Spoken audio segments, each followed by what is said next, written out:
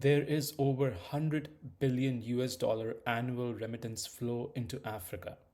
200 million African families depend on remittance as a critical source of cash flow and finance.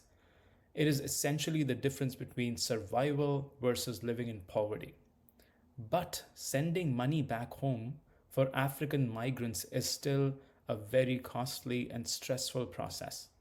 According to the World Bank, the average cost of sending $200 to Africa ranges from 8.5% to 20%.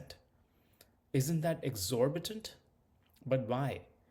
It is the lack of underlying infrastructure, data, regulatory requirements, and knowledge about the potential options.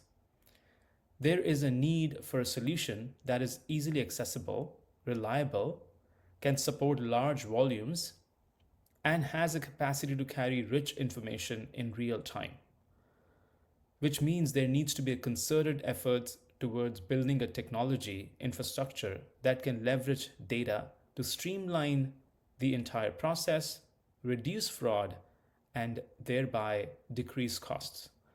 Now, a host of players from payment infrastructure, money movement, mobile technology, data, and others have come together to find innovative ways. One recent example is the partnership between MTN Group FinTech and MasterCard to drive acceleration of mobile money ecosystem through a virtual prepaid card, granting people access to 100 million acceptance points worldwide, and also merchants the capability to accept card payments, enabling instant cross-border money remittance services. I hope examples like these help other product innovation and partnerships that will ultimately help meet the international community's commitment to reduce the cost of remittance to less than 3% by 2030 as part of the UN Sustainable Development Goals.